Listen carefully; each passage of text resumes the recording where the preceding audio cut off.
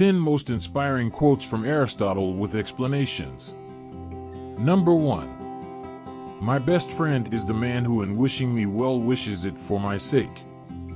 In your life, you will realize that you have a great circle of good friends. It's not because you are spectacular and everyone wants to be close to you. It may be because you listen to your friends and help them. You should not disparaging any of your past and current friendships. You should appreciate all of them. You respect them enough to listen and help when you can. Your problems become their problems and try to find a way to solve them. Sometimes you just listen.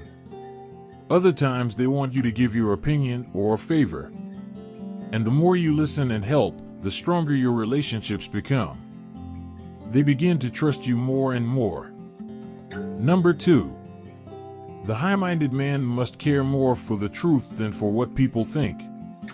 If you're not careful, you'll end up becoming more of a crackpot than an old man.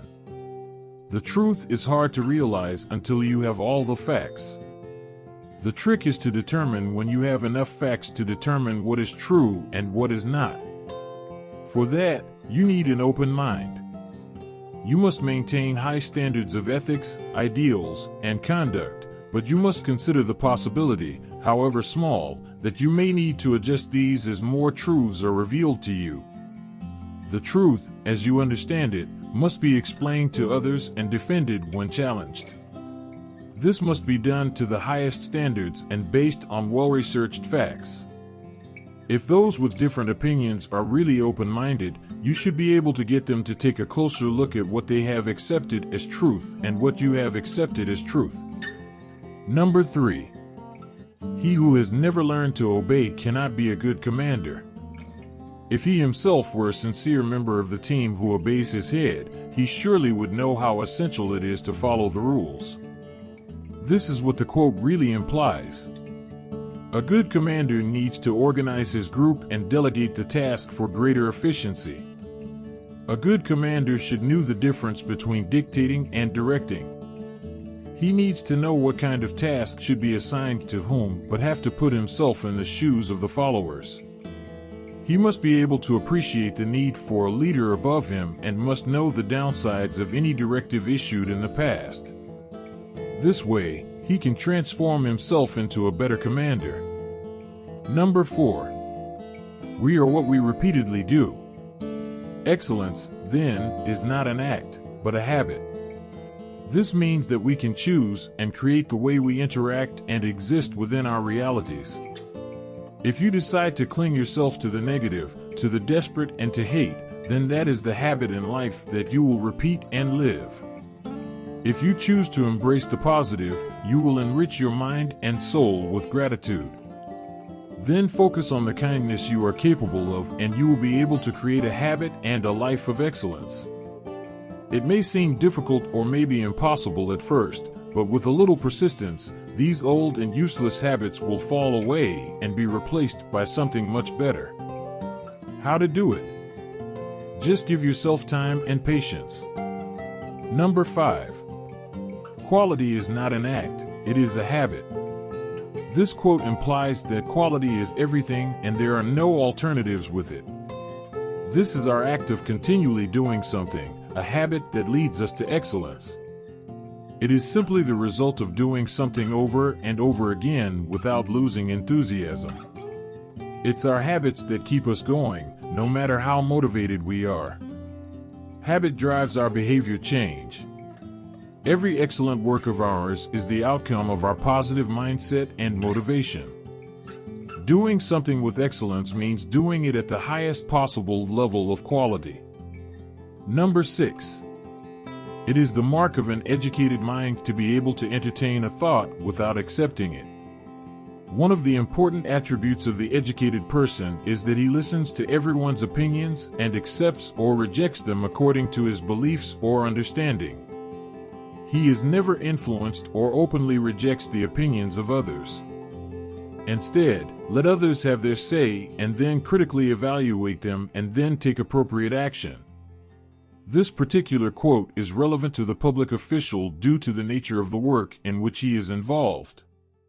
Because the very word public servant means that working means serving people to the fullest.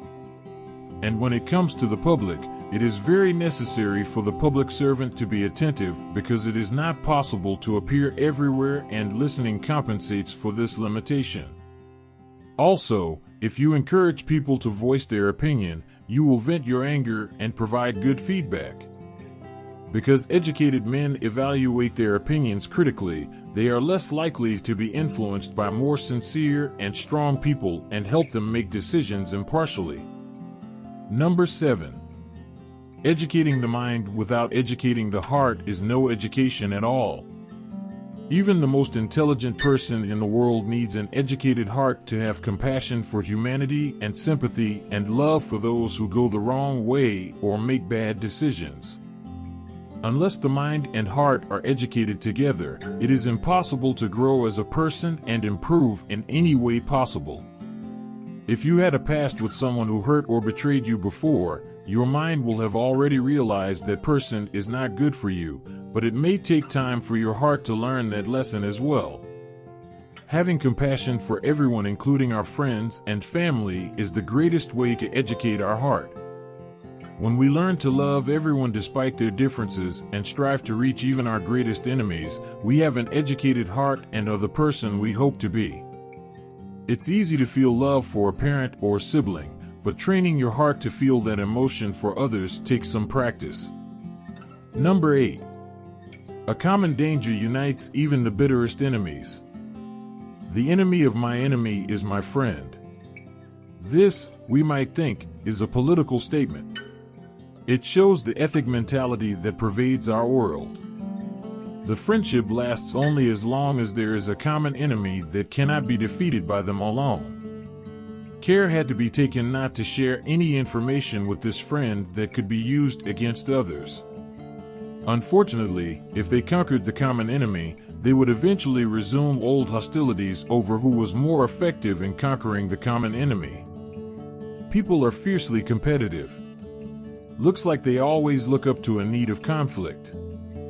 However, a common enemy does not bridge the gap between fiercely competing ideologies. Number 9. The educated differ from the uneducated as much as the living from the dead. There are many educated people, those with titles and letters behind their names, who could be considered ignorant. They think they have learned enough and stop applying and learning more. They become ignorant and mentally dead not because they don't know much or can't learn more, but because they chose not to learn more, which effectively impedes their intellectual progress. A truly educated person is one who, after learning something new, realizes that there is still more to learn, and instead of being intimidated or oppressed by this awareness, embrace the possibility of knowing more. In this sense, education broadens the perspective, gives wisdom, and sharpens the mind. These educated people are full of possibility, open to correction, and willing to work hard to be more than they were. This usually leads to sharing what they know with others as well. A genuine love of learning can be very contagious. Number 10. Happiness is the meaning and the purpose of life, the whole aim and end of human existence. What makes us really happy is when we are useful.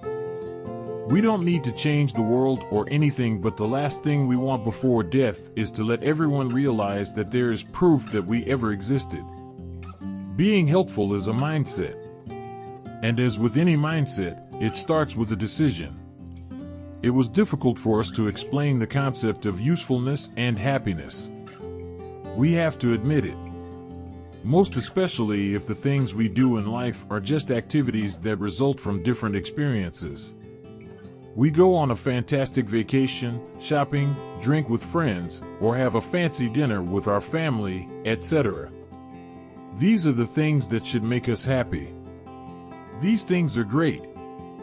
But if in the end, we realize these are not useful, we are not creating anything, we are just consuming or doing something, that's the time we ask ourselves, have we ever done useful things in this life?